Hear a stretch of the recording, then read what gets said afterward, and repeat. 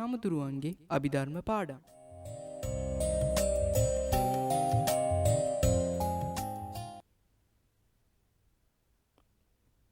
තෙරුවන් සරණයි. ආයුබෝවන්. පස්වෙනි පාඩම. දහම් පාසල 10 ශ්‍රේණිය. 10 ශ්‍රේණියේ පස්වෙනි පාඩම තමයි අපි දැන් අද කතා කරන්නට ලෑස්ති වෙන්නේ. පස්වෙනි පාඩම පුනර්භවය. පස්වෙනි පාඩම පුනර්භවය. අච්චුපතත් අරගන්න. ඊට පස්සේ අභ්‍යාස ලියන විශේෂ කරුණු ලියා ගන්නට තියෙන පොතත් අරගන්නට ඕන. ඊට පස්සේ පොඩි හාමුදුරුවෝ ඔය දරුවන්ට ගොඩක් ලේසියට ගොඩක් පැහැදිලි විදිහට අවබෝධ කරගන්න පුළුවන් වෙන්නට මේ පාඩම් උගන්වනවා. ඉතින් විශේෂ දේවල් ලියා ගන්න ගමන් විශේෂ දේවල් කටපාඩම් කරගන්න ගමන් කියන දේවල් හොඳට අහගෙන ඉන්න ගමන් මේ පාඩම ඉගෙන ගන්නට ඕන. අපි බලමු පාඩම කියවලා පාඩම ඉගෙනගෙන බලමු මොනවද පාඩමේ තියෙන්නේ කියලා. දිනක් බුදුරජාණන් වහන්සේ හා ආනන්ද තෙරුන් වහන්සේ අතර පුනර්භවය පිළිබඳ ධර්ම සාකච්ඡාවක් ඇති වුණා. ආනන්ද හාමුදුරුවෝයි බුදුහාමුදුරුවෝයි කියන්නේ ඉතාමත් ළඟින් ඇසුරු කරපු දෙන්නෙක්නේ. ධර්ම භාණ්ඩාගාරික අග්‍ර උපස්ථායක හාමුදුරුවනේ ආනන්ද හාමුදුරුවෝ. ඉතින් ඒ නිසා නිතරම ආනන්ද හාමුදුරුවොත් බුදුහාමුදුරුවොත් එක්ක සාකච්ඡා පැවැත්විලා තියෙනවා. ඉතින් දවසක් ඒ විදිහේ සාකච්ඡාවක් සිද්ධ වුණා බුදුරජාණන් වහන්සේ සහ ආනන්ද හාමුදුරුවෝ අතර. මේ සාකච්ඡාවට මාතෘකා වුණේ පුනර්භවය පිළිබඳ. පුනර්භවය පිළිබඳව තමයි කතා කළේ. පුනර්භවය පිළිබඳ සාකච්ඡාවක්. පුනර්භවය පිළිබඳ සාකච්ඡාවක්. අංගුත්තර නිකායේ තික නිපාතයේ සඳහන් වන එම ධර්ම සාකච්ඡාවෙන් කොටසක් පහත දක්වා ඇත. අංගුත්තර නිකාය. අංගුත්තර නිකාය කියන්නේ සූත්‍ර පිටකය. ත්‍රිපිටකය දන්නවා. සූත්‍ර පිටකයේ එක නිකායක ග්‍රන්ථයක් තමයි අංගුත්තර නිකාය. දීඝ නිකාය, මජ්ක්‍ධිම නිකාය, සංයුක්ත නිකාය, අංගුත්තර නිකාය සහ කුද්දක නිකාය. කුද්දක නිකාය. හරි.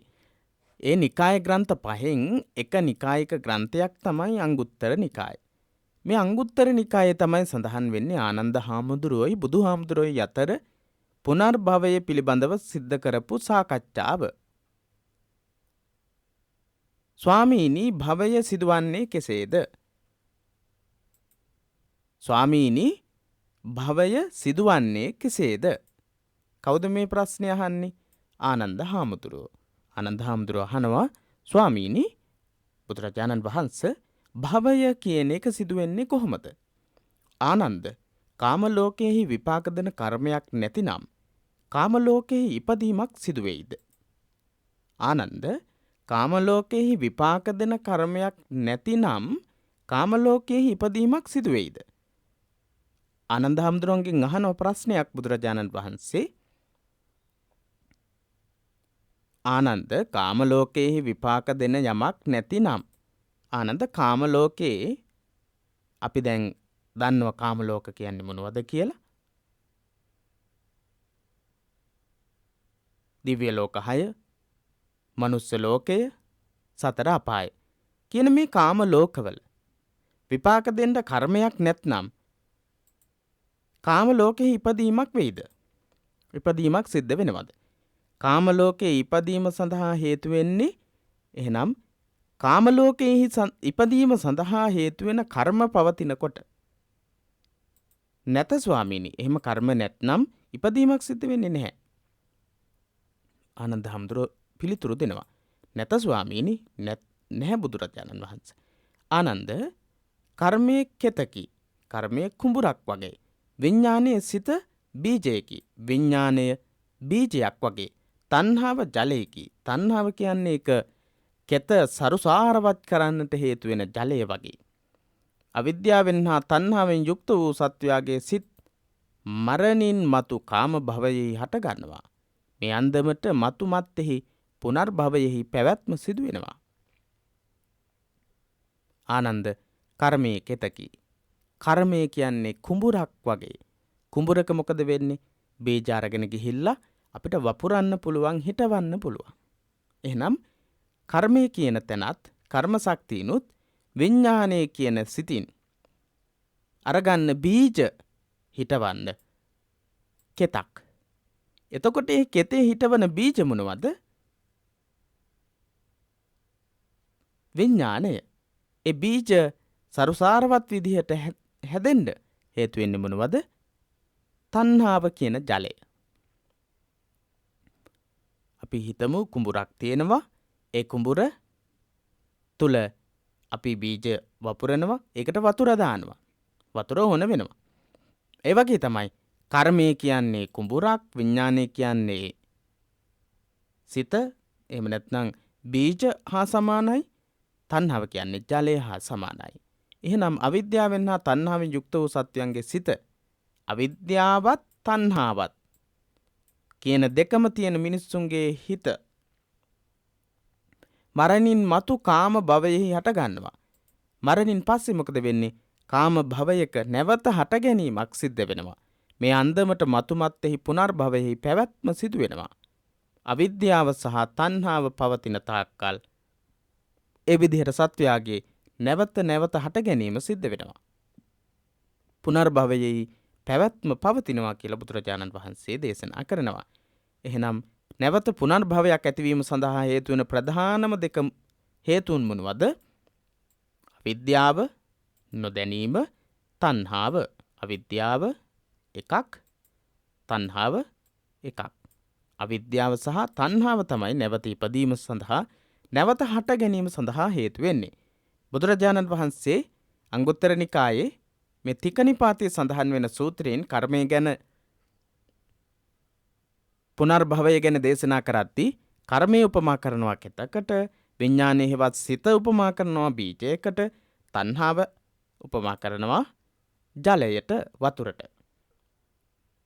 රූප ලෝකයේ හා අරූප ලෝකයේහි පුනර්භවය සිදුවන ආකාරය මෙම සාකච්ඡාවේදී බුදුරජාණන් වහන්සේ පැහැදිලි කළහ.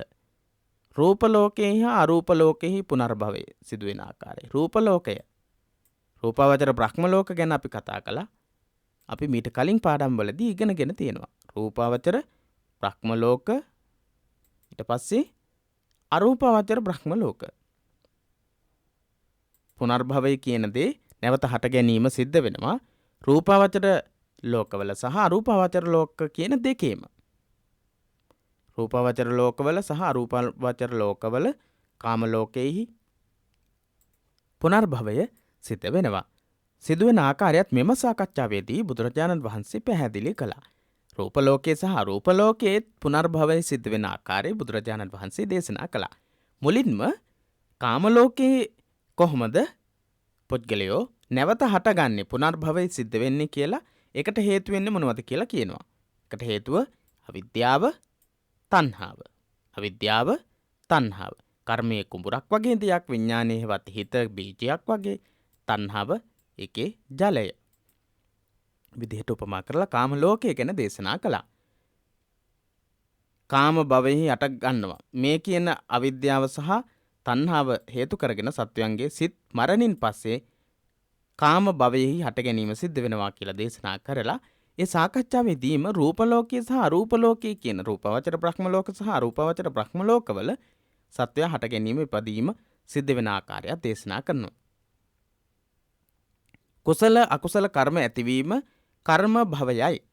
භව ගැන කතා කරද්දී දෙකක් උගන්වනවා. කුසල අකුසල කර්ම ඇතිවීම කර්ම භව විදිහටත්, ඒ අනුව යම් තැනක ඉපදීම උප්පත්ති භව.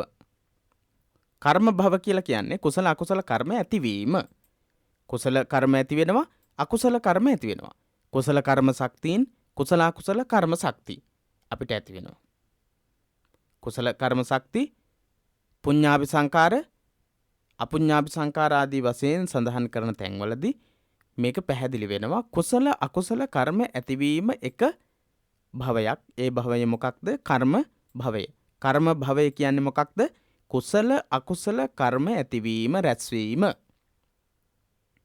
ඒ අනුව යම් තැනක ඉපදීමට කියනවා උප්පත්ති භවය කියලා. මේ කුසල කර්ම එකතු වීම ඇතිවීම කියන්නේ කර්ම භවය කියලා. ඒ කුසල කර්මවල හේතුවෙන් තැනක ඉපදීමට කියනවා උප්පත්ති භව කියලා. එහෙනම් භව කියන අවස්ථාවේ ලක්ෂණ දෙකයි අවස්ථා දෙකයි කර්ම භව සහ උප්පත්ති භව කියලා. සිත අවිද්‍යාවෙන් හා තණ්හාවෙන් යුක්ත තාක් කල් කර්ම රැස් වෙයි. සිත අවිද්‍යාවෙන් හා තණ්හාවෙන් යුක්ත තාක් කල් කර්ම රැස් වෙයි. කර්ම රැස්වීම සිද්ධ වෙන්නේ අපේ හිත අවිද්‍යාවෙන් හා තණ්හාවෙන් යුක්තව තියෙන තාක් කල්. අවිද්‍යාවෙන් සහ තණ්හාවෙන් තියෙන තාක් කල් කර්ම රැස්වීම සිද්ධ වෙනවා. අවිද්‍යාවෙන් හා තණ්හාවෙන් යුක්ත සිතක් ඇති තාක් කල් ඉපදීම සිදුවේ. කර්ම භව. අවිද්‍යාව හා තණ්හාව කියන මේ කරුණු තියෙන තාක් කල් කර්ම භව කියන එක කර්ම රැස්වීම කියන එක සිද්ධ වෙනවා. අවිද්‍යාවෙන් හා තණ්හාවෙන් යුක්ත සිත් තියෙන තාක් කල් උප්පත්ති භව කියන එක එනම් ඒ අනුව සිද්ධ වෙනවා. මෙම කර්ම භවය හා උප්පත්ති භවය නැවත නැවත ඉපදීම පුනර්භවයයි. මේ කර්ම භවය හා උප්පත්ති භවය නැවත නැවත සිදුවීම තමයි පුනර්භවය කියලා කියන්නේ. එහෙනම් නැවතත් බලමු කුසල කර්ම අකුසල කර්ම රැස් ඇතිවීම කර්ම භවය. ඒ අනුව යම් තැනක ඉපදීම උප්පත්ති භවය කියලා කියනවා. මේ කර්ම භවය සහ උප්පත්ති භවය හෙවත් කර්ම රැස් කිරීම කුසල අකුසල වශයෙන් ඒ කර්මවල ශක්තිය අනුව නැවත ඉපදීම හෙවත් උප්පත්ති භව කියන දෙක නැවත නැවත සිදුවීමට කියනවා පුනර්භවය කියලා. මොකක්ද පුනර්භවය කියන්නේ? කර්ම භව උප්පත්ති භව කියන මේ අවස්ථා දෙක අනුව නැවත නැවත සිදුවීම, මේ අවස්ථා දෙක නැවත නැවත සිදුවීම තමයි පුනර්භවය කියලා කියන්නේ. කුසල අකුසල කර්ම ඇතිවීම හෙවත් කර්ම භවය සහ ඒ අනුව යම් තැනක ඉපදීම හෙවත් උප්පත්ති භවය නැවත නැවත සිදුවීමට කියනවා පුනර්භවය කියලා. පුනභව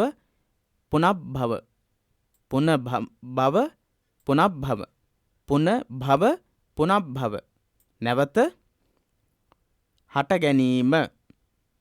නැවත හට ගැනීම කියන අර්ථයෙන් පුනර්භව කියලා හැදෙනවා. පුනර්භව කාම ලෝකයට අයත් සතර අපායෙහි කාම දුගතියෙහි ඉපදීමට අකුසල කර්ම හේතු වෙයි. කාම ලෝකයට අයිති වෙනවා සතර අපාය නරක, තිරිසං, പ്രേත, අසුර. නරක, තිරිසං, പ്രേත, අසුර කියන්නේ සතර මහා අපාය. කාම දුගතිය. මේක ඉපදෙන්න හේතු වෙන්නේ අකුසල කර්ම විපාක. මිනිස් ලොව හා සදෙව් ලොව කාම සුගතිය.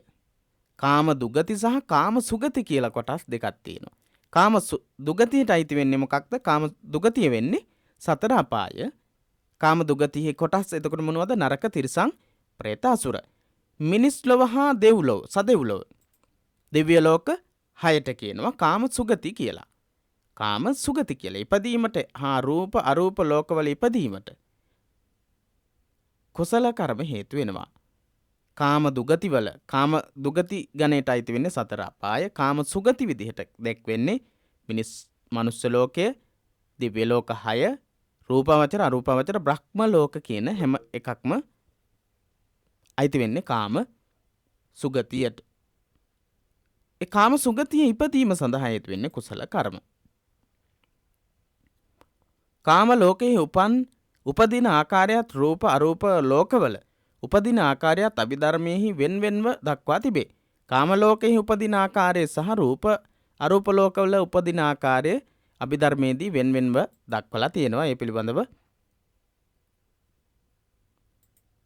අපි වැඩි දුර සාකච්ඡා වෙන්නේ නැහැ. අපිට පාඩමේ තියෙන තොරතුරු වලට අදාළව අපි සාකච්ඡාව සිදු කරනවා. කාම ලෝකෙහි උපදින ආකාරය වෙනස්. රූප ලෝකයේ අරූප ලෝකයේ උපදින ආකාරය පහළ වෙන ආකාරය වෙනස්. ඒ පිළිබඳව අභිධර්මයේදී උගන්වලා තියෙනවා. අපි මීට කලින් පාඩම් වලදී ඉගෙන ගත්තා රූපවචර අරූපවචර බ්‍රහ්ම ලෝකවල ඉපදෙන්නේ කොයි වගේ තත්වයකට තමන්ගේ හිත දියුණු කරලා තියෙන අයද කියලා. එහෙනම් ඒ පාඩම් අධ්‍යයනය කරනකොට ඔබට ඒ පිළිබඳව අවබෝධය ඇති කරගන්න පුළුවන්. අප උපත ලබා ඇත්තේ කාම ලෝකයේහිය. අපි ඉපදිලා ඉන්න මොන ලෝකයේද? කාම ලෝකේ. මනුස්ස ලෝකේ කාම ලෝක වලින් එකක්. කාම ලෝක 11යි. කාම ලෝකෙන් එකක්. එහෙයින් කාම ලෝකයේ පුනර්භවය සිදුවන ආකාරයේ අපි ධර්මයට අනුව මෙතෙන් සිට විමසා බලමු.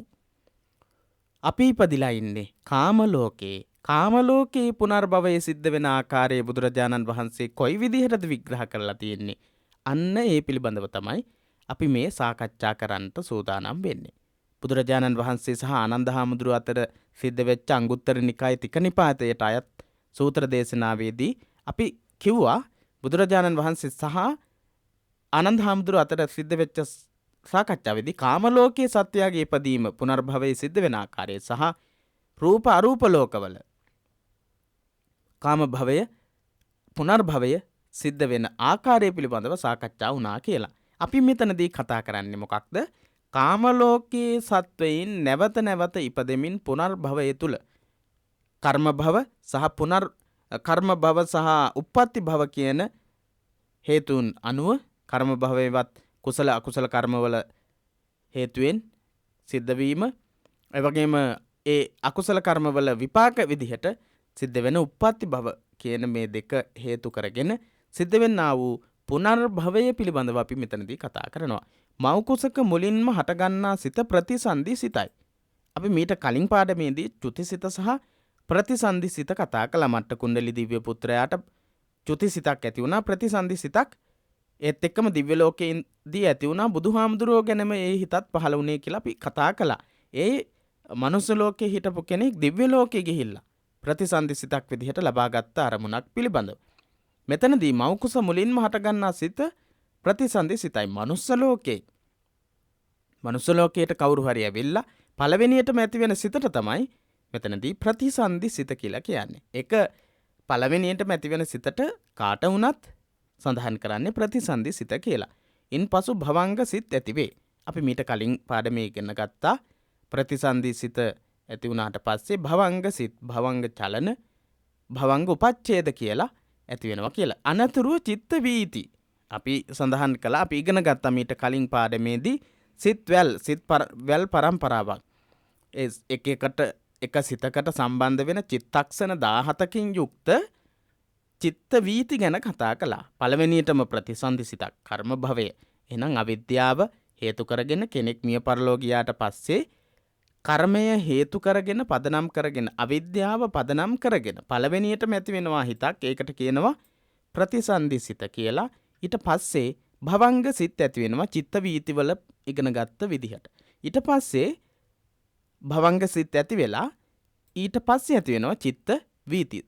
පටිච්චන සම්තීර්ණ, වොත්තපන, ජවන් සිත්, එවැගේම තදාරම්මන සිත් දෙකක්. ඒ විදිහට සිත් පරම්පරාව ඇති වෙනවා. සෑම චිත්ත වීති දෙකක් අතරම භවංග සිත ඇති වේ. හැම හිතක් අතරම භවංග කියලා සිත් ඇති වෙනවා. භවංග සිත් ඇති වෙනවා. භවංග කියන හිත ඇති වෙනවා. අනිවාර්යයෙන්ම අපි මීට කලින් පාඩම අනිවාර්යෙන් බලන්නට ඕන. එහෙම නැත්නම් මේ පාඩම තේරුම් ගන්නට බෑ. ඒ නිසා භවංග කියන හිත අපි කිව්වා නැවත තදාරම්මන සිත් ඇති වුණාට පස්සේ භවංග කියන හිත තවත් අරමුණක් අපේ හිතට එනතුරු හිත තුල ක්‍රියාත්මක වෙන සිතට කියන්නේ භවංග සිත කියලා අපි කිව්වා. භවංග හිත තමයි ක්‍රියාත්මක වෙන්නේ අපේ හිත තුල. ප්‍රතිසන්දි සිත හා භවංග සිත චිත්ත වීතිවලට අයත් නොවේ.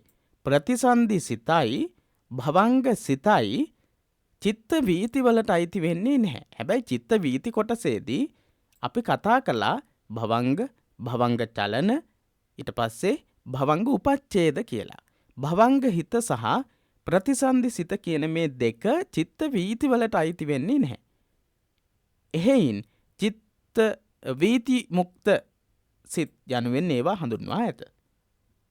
වීති මුක්ත, වීති කියලා කියන්නේ චිත්ත වීති වලට, මුක්ත කියලා කියන්නේ මිදුණු වෙන්ුණු කියන එක.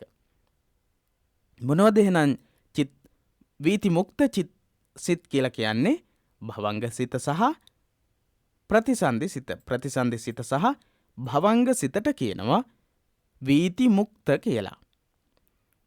උපතේ පටන් මරණයේ තෙක්ම වීති මුක්ත භවංග සිත හා චිත්ත වීති දිගින් දිගටම ඉපදී පැවතී නැති වී යයි.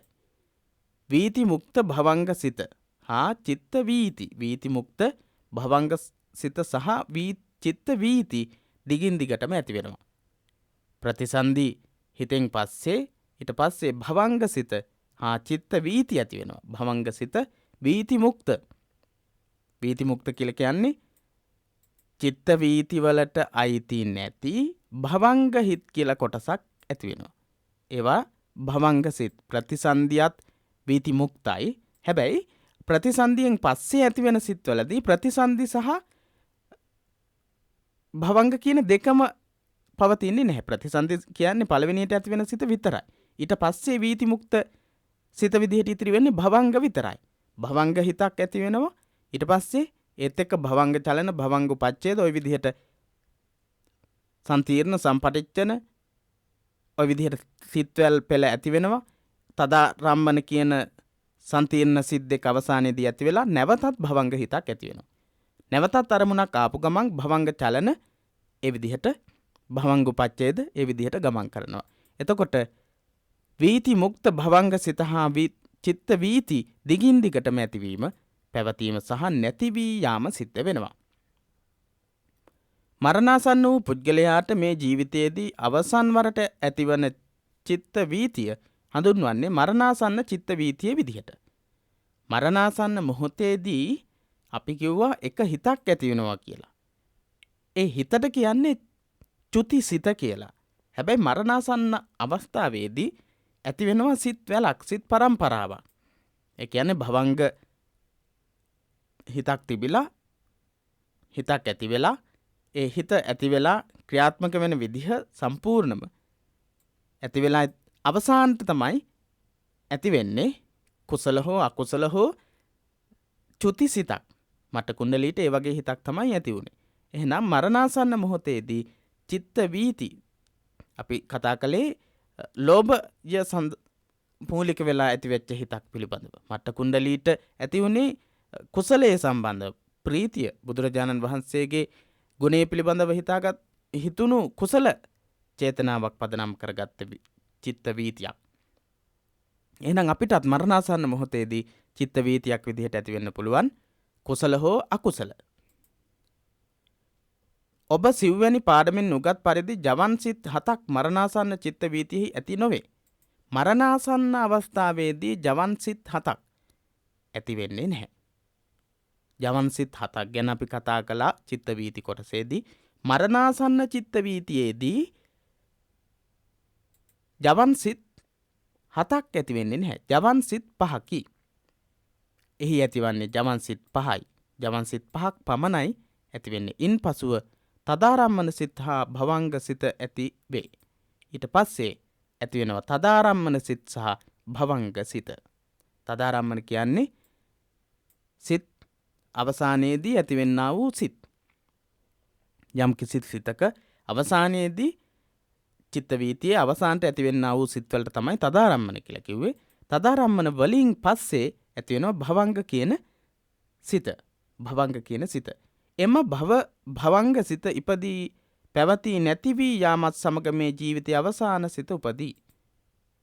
තදාරම්මන කියන සිත් දෙක ඇති වෙලා ඊට පස්සේ භවංග සිත කියන එක ඇති වෙනවා. භවංග සිත කියන එක ඇති වෙනවා. ඒ භවංග හිත ඇති වෙනවත් එක්කම එම භවංග හිත ඉපදී පැවතී නැති වී යාමත් සමගම චිත්තක්ෂණ කිහිපයකින් මේ හිත ඇති වෙලා නැති වෙලා යනවත් එක්ක මේ ජීවිතයේ අවසාන සිත උපදිනවා. එයට චුති සිත යයි නම් කර ඇත. අවසානයේදී ඇති වෙනවා හිතක්. ඒකට කියනවා චුති සිත කියලා. අවසානටම ඇති වෙනවා සිතක්. ඒකට කියනවා චුති සිත කියලා. ඒද වීති මුක්ත සිතකි. ඔන්න චුති සිතත් වීති මුක්තයි. වීති මුක්තයි කියලා කිව්වේ මොකක්ද? චුති සිත වීති මුක්තයි කියලා කිව්වා. චිත්ත වීති වලට අයිති වෙන්නේ නැහැ. චිත්ත වීති කියලා කියන්නේ හිතක් ඇති වෙලා පවතිමින් අවසානයේ කරා ගමන් කරන ආකාරය. එතකොට නැති වෙන හිතක් චුති හිතක් නැවත වතාවක් චිත්ත වීතිවලට ඇතුළත් වෙන්නේ නැහැ. චුතිසිත චිත්ත වීතිවලට ඇතුළත් වෙන්නේ නැහැ. වීති මුක්තයි. චුතිසිත ඉපදී පැවති ඉපදිලා පැවතිලා නැති වී යාමත් සමග මරණය වෙයි. චුතිසිත ඉපදිලා පැවතිලා නැති වෙලා යනවත් එක්කම මරණය සිද්ධ වෙනවා. චුතිසිතක් ඇති වෙලා පැවතිලා නැති වෙලා යනවත් එක්කම මරණය කියන එක සිද්ධ වෙනවා. අවිද්‍යාවෙන් හා තණ්හාවෙන් චුතිසිතට අවිද්‍යාවෙන් සහ තණ්හාවෙන් යුක්තයි නම් අවසානට ඇතිවෙච්ච සිත චුතිසිත. චුතිසිතට අරමුණු වන්නේ කර්මයක් හෝ කර්ම නිමිත්තක් හෝ ගති නිමිත්තකි. කර්මයක් හෝ කර්ම නිමිත්තක් එහෙම නැත්නම් ගති නිමිත්තක් කියන දෙයක් අරමුණු වෙනවා. මෙම කර්ම නිමිති ගති නිමිති මරණයට දින කිහිපයකට කලින් සිට උවද ඇතිවිය හැකිය. කර්ම නිමිති කර්ම සහ කර්ම නිමිති ගති නිමිති මේ කියන දේවල් මරණයට දින ගණනාවකට උඩදී පවා සිද්ධ වෙන්න පුළුවන්. ඒ වගේ ඇති වෙන්න පුළුවන්. ඒ කියන්නේ පුද්ගලයාට විවිධ දේවල් පේනවා, විවිධ දේවල් හිතෙනවා, කල්පනා වෙනවා. ඒ විදිහට කර්ම නිමිති සහ ගති නිමිති ඒ පුද්ගලයා වෙනුවෙන් පහළ වෙන්න පුළුවන්කම තියෙනවා. කෙසේ හෝ මරණාසන්න චිත්ත වීතිය නැති වී ගිය පසුව භවංග සිත ඉපදී පැවතී නැති වී යයි. කොහොම හරි මරණාසන්න චිත්ත වීතිය නැති වෙලා ගියාම පස්සේ භවංග සිත ඉපදිලා පැවතිලා නැති වෙලා යනවා. මරණාසන්න මොහොතේදී අවසානයේට ඇති වෙනවා වීති මුක්ත චුතිසිත. වීති මුක්ත චුතිසිත. චුතිසිතෙන් පස්සේ ඇති වෙනවා මොකක්ද? චුතිසිතේ අවසානයේදී සිද්ධ වෙනවා භවංග කියන සිත. ඉන්පසු කර්මයක් හෝ කර්ම නිමිත්තක් හෝ ගති නිමිත්තක් අරමුණු කරමින් චුතිසිත ඉපදෙනවා. භවංග සිත ඉපදී පැවතී නැති වෙලා යනවා. ඒත් එක්කම ඊට පස්සේ කර්මයක් හෝ කර්ම නිමිත්තක් හෝ ගති නිමිත්තක් අරමුණු කරගෙන චුතිසිත උපදිනවා. ඒ චුතිසිත කුසල සිතක් හෝ අකුසල සිතක් වෙන්න පුළුවන්. කුසල සිතක් වෙන්නත් පුළුවන්. එහෙම නැත්නම් ඒ ඇතිවෙන්නා වූ චුතිසිත අකුසල සිතක් වෙන්න පුළුවන්. අවිද්‍යාවෙන් හා තණ්හාවෙන් යුත් චුතිසිත උපදී පවතී නැති වී යාමත් සමග ඉපදිලා පැවතිලා නැති වෙලා යනවත් එක්කම නැති වී යාමත් එක්ක ඉපදී පැවතී නැති වී යාමත් සමග එහි ඇති කර්ම ශක්තියට අනුව කාම ලෝකයට අයත් මිනිස් ලොව මව් කුසක හෝ තිරිසන් සතෙකුගේ කුස හෝ සුදුසු තැනක හෝ තවත් සිතක් පහළ වෙයි. ඊට පස්සේ අවිද්‍යාවෙන් හා තණ්හාවෙන් යුක්ත වූ චුතිසිත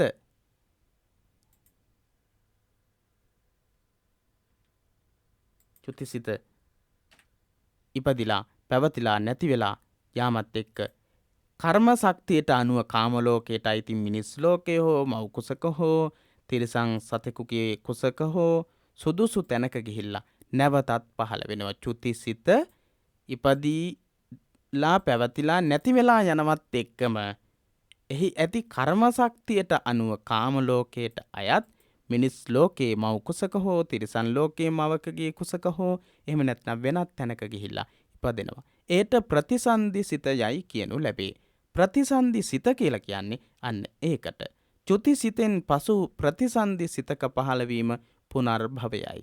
චුතිසිතෙන් පස්සේ අවිද්‍යාව හා තණ්හාව පදනම් කරගෙන අවිද්‍යාව හා තණ්හාව හේතුන් කරගෙන යම්කිසි කෙනෙක්ගේ චුතිසිතෙන් පස්සේ ප්‍රතිසන්දියක් නැවත හිතක් හට ගැනීමක් සිද්ධ වෙනවා නම් අන්න ඒකට තමයි පුනර්භවය කියලා කියන්නේ. අන්න ඒකට මොකක්ද කියන්නේ? පුනර්භවය කියලා. හරිම කල්පනාවෙන් හරිම සියුම් විදිහට අවබෝධ කරගන්නට ඕන මේ උගන්වන දේවල්. ඉතින් පුනර්භවය කියන්නේ අන්න ඒක. චුතිසිතෙන් පසු ප්‍රතිසන්දි සිතක පහළවීම. ප්‍රතිසන්දි සිතක පහළවීම පුනර්භවයයි. ඒකට හේතු වෙන්නේ අවිද්‍යාව සහ තණ්හාව. අප මහ බෝසතාණන් වහන්සේ තුසිත දෙව්ලොවින් චුත වී මහා මායා දේවියගේ කුස පිළිසිඳ ගත්හ. බෝධිසත්වයන් වහන්සේ මෞකුසෙන් තුසිත දිව්‍ය ලෝකෙන් චුත වෙලා ඇවිල්ලා මහා මායා දේවියගේ කුසේ පිළිසිඳ ගත්තා. මෞකුසින් බිහි වූ උන්වහන්සේ පියවර 7ක් ඉදිරියට ගමන් කළා. ගමන් කරලා අග්ගෝ හමස්මි ලෝකස්ස ජෙට්ටෝ හමස්මි ලෝකස්ස සෙට්ටෝ හමස්මි ලෝකස්ස අයමන්ති මා ජාති නත්තිදානි පුනබ්භවෝ. මම ලොවට ශ්‍රේෂ්ඨ වෙමි, මම ලොවට ජේෂ්ඨ වෙමි, මේ මගේ අන්තිම ජාතියයි. දැන් පුනර්භවයක් නැත. අග්ගෝ හමස්මි ලෝකස්ස මම ලෝකයට අග්‍ර වෙමි. ජෙට්ටෝ හමස්මි ලෝකස්ස මම ලෝකයට ජේෂ්ඨ වෙමි. අයමන්ති මා ජාති සෙට්ටෝ හමස්මි ලෝකස්ස ශ්‍රේෂ්ඨ වෙමි. අයමන්ති මා ජාති නත්ති දානි පුනබ්බව මේ මගේ අන්තිම අයමන්ති මා ජාති මේ මගේ අවසන් උපතයි. නත්ති දානි පුනබ්බව නැවත මට පුනර්භවයක් නැත කියලා දේශනා කළා. යනුවෙන් පැවසූහ. අවිද්‍යාවෙන් හා තෘෂ්ණාවෙන් යුතු බෝසතාණන් වහන්සේගේ සිත තුසිත දෙව්ලොවින් චුත වූ පසු මහාමායා දේවියගේ කුසෙහි පිළිසිඳ ගැනීම පුනර්භවයයි. අවිද්‍යාවෙන් හා තණ්හාවෙන් යුක්තයි බෝධිසත්වයන් වහන්සේ මහාමායා දේවියගේ කුසෙහි පිළිසිඳ ගන්නකොට. එනිසා තමයි මහාමායා දේවියගේ කුසෙහි පිළිසිඳ ගත්තේ. මහාමායා දේවියගේ කුසෙහි පිළිසිඳ ගැනීම එනිසා සිද්ධ වුණා. ඒකට කියනවා පුනර්භවය කියලා. බෝධිසත්වයන් වහන්සේගේ අවසානම පුනර්භවය අවසානම භවය බවට පත් වුණා බෝධිසත්වයන් වහන්සේ විදිහට මහාමායා දේවියගේ කුසේ පිළිසිඳ ගැනීම. උන්වහන්සේ බුදු බවට පත්ව අවිද්‍යාව තණ්හාව ප්‍රහීන කළහ. සම්බුද්ධත්වයට පත්වෙනවත් එක්ක බුදුරජාණන් වහන්සේගේ හිතේ තිබුණු සියලුම අවිද්‍යාවන් තෘෂ්ණාවන් ප්‍රහීන කළා. එහෙයින් මල්ල රජදරුවන්ගේ සල්ලුයනෙහි වැඩ සිට පිරිනිවන් පා වදාළ උන්වහන්සේගේ චුතිසිතද අවිද්‍යා තණ්හාවන්ගෙන් තොරයි. අවිද්‍යාව තණ්හාවාදීන් අවිද්‍යා තණ්හාවන්ගෙන් අවිද්‍යාවෙන් තණ්හාවෙන් තොරයි. එහෙයින් නැවත ඉපදීමක් නැත, පුනර්භවයක් නැත. අවිද්‍යාව සහ තෘෂ්ණාව නැහැ. මල්ල රජදරුවන්ගේ උපවර්තන කියන සල්ලුවේනේදී බෝධිසත්වයන් වහන්සේ පිරිනිවන් පාන මොහොත වෙනකොට. එනිසා තණ්හාවෙන් තොර නිසා, විද්‍යාවෙන් තොර නිසා නැවත ඉපදීමක් පුනර්භවයක් සිද්ධ වුණේ නැහැ. නත්ති දානි පුනබ්බවෝ නැවත මට පුනර්භවයක් සිදු වෙන්නේ නැහැ කියලා සඳහන් කරපු විදිහට සිදුහත් බෝසතාණන් වහන්සේ මහාමායා දේවියගේ කුසින් බිහි වී සත් පියවරක් ගමන් කොට දැන් පුනර්භවයක් නැත, නත්ති දානි පුනබ්භවෝ යනුවෙන් පැවසුවේ එහෙයිනි. ඒ නිසා තමයි නත්ති දානි පුනබ්භවෝ කියලා බෝධිසත්වයන් වහන්සේ ප්‍රකාශ කළේ. වැදගත් කරුණු. ඒ කියන්නේ බෝධිසත්වයන් වහන්සේ දන්නවා අනිවාර්යයෙන්ම මම මේ ආත්ම භාවයේදී මේ කෙලෙස් සම්පූර්ණ නැති කරනවා. ඒ නිසා මට නැවත හට ගැනීමක් සිද්ධ වෙන්නේ නැහැ. පුනර්භවයක් සිද්ධ වෙන්නේ නැහැ. පුනර්භවය සිද්ධ වෙන්නේ නැති තැනට මම පත් වෙනවා කියන අදිෂ්ඨානය තමයි මේක තුලින් ප්‍රකාශ කරන්නේ. ඒ தත්වය උදා කරගත්තා. සම්මා සම්බුද්ධත්වයට පත් වුණා. ඒ අනුව නැවත පුනර්භවයක් සිද්ධ වෙන්නේ නැහැ. බුදුරජාණන් වහන්සේ නැවත ඉපදෙන්නේ නැත්තේ මොකක් නිසාද? පුනර්භවයක් සිද්ධ වෙන්නේ නැත්තේ අවිද්‍යාව සහ තෘෂ්ණාව උන්වහන්සේ සම්පූර්ණ වශයෙන් ප්‍රහීන කරපු නිසා. ඒක තමයි උන්වහන්සේ බුද්ධත්වයට පත්වෙච්ච වෙලාවේදී දේශනා කරන්නේ. අනේක ಜಾති සංසාරං සන්දාවිස්සං අනිබ්බිසං ගහකාරකං ගවේසන්තෝ දුක්ඛා ಜಾති පුනප්පුනං ගහකාරක දිට්ඨෝසී පුනගේහං නකාහසී සබ්බාතේ පාසුකා භග්ගා ගහකූටං විසංකිතං විසංකාරගතං චිත්තං තණ්හානං කයමජ්ජකා. නැවත නැවත සංසාරයේ නැමැති ගෙය නිර්මාණය කරන්නා වූ වඩුවාව මා දුටුවෙමි. එහි කැණි මඩල සුණු විසුණු කර දැමුවෙමි. එබැවින් නැවත මට පුනර්භවයක් සිදු නොවේ කියලා උන්වහන්සේ ප්‍රීති වාක්‍ය ප්‍රකාශ කළේ අන්න ඒ නිසා. එහෙනම් තෘෂ්ණාව සහ මුලින්ම නැති කළාට පස්සේ තමයි පුනර්භවය කියන එක නැති වෙන්නේ. වැදගත් කරුණු. අවිද්‍යා තණ්හාවෙන් යුත් සිත කුසල අකුසල කර්ම රැස් කරයි. එම කර්ම අනුව නැවත නැවත ඒ කර්මවලට අනුව නැවත නැවත ඉපදීම පුනර්භවය කියලා කියනවා. කරන ලද කුසල අකුසල සියල්ල කර්ම නම් වේ. කරන කුසල අකුසල සියල්ලක්ම කියනවා කර්ම කියලා තමයි හඳුන්වන්නේ. කුසල කර්ම සහ කුසල කර්ම කියන දෙකම කර්ම විදිහට තමයි හඳුන්වන්නේ. කුසල කර්ම සිදු කිරීමට උපකාරී වූ මල් පහන් ආදියත් අකුසල කර්ම සිදු කිරීමට උපකාර වූ ආයුධ ආදියත් කර්ම නිමිති නම් වේ. කර්ම නිමිති කියලා කියන්නේ කුසල කර්ම සිදු කිරීම සඳහා උපකාරී කරගත්තා වූ මල් පහන් ආදී හැම දෙයක්ම අකුසල කර්ම සිදු කිරීමට උපකාරී වුණා ආයුධ ආදී කර්ම නිමිති. ඒවත් මතක් වෙන්න පුළුවන්කම තියෙනවා. මරණින් පසු උපදින තැනට ගති යන නම යෙදේ. මරණින් පස්සේ කර්ම ගති කියලා කියනවා. මරණින් පස්සේ ඉපදෙන තැන පිළිබඳව සමහර විට ඒ පුද්ගලයා මැරෙන්න කලින්ම පේන්න පුළුවන්. ඒ වගේ අවස්ථාවට තමයි කියන්නේ කර්ම ගති කියලා. කර්ම ගති කියලා.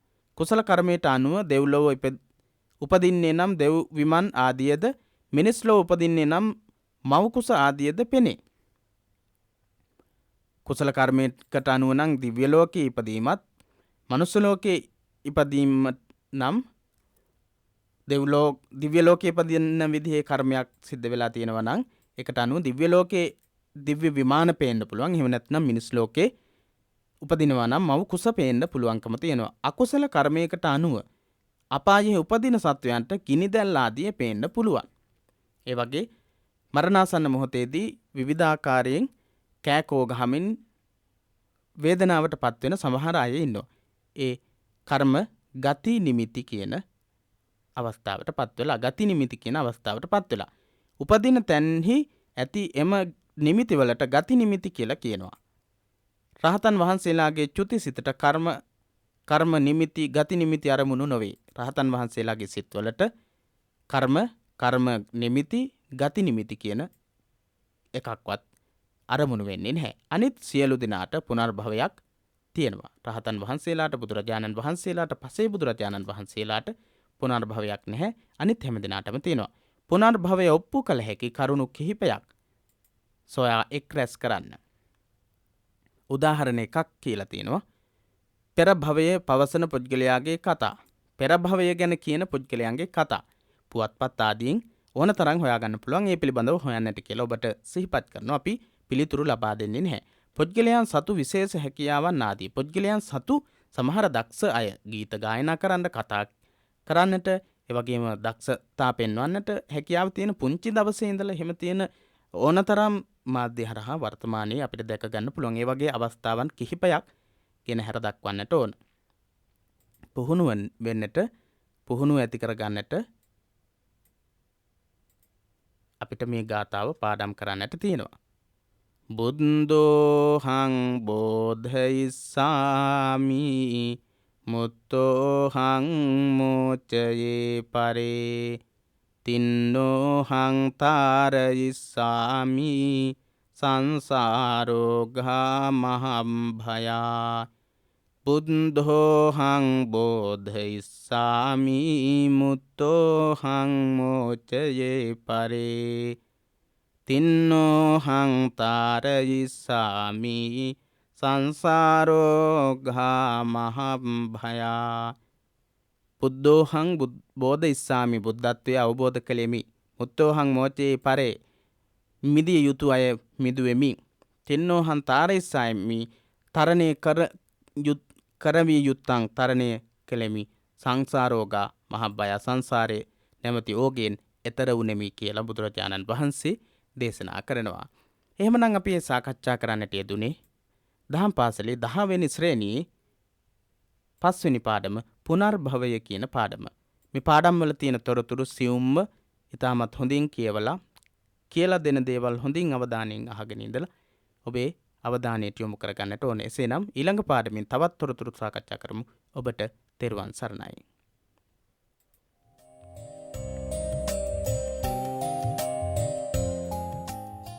හාමුදුරුවන්ගේ අභිධර්ම පාඩම්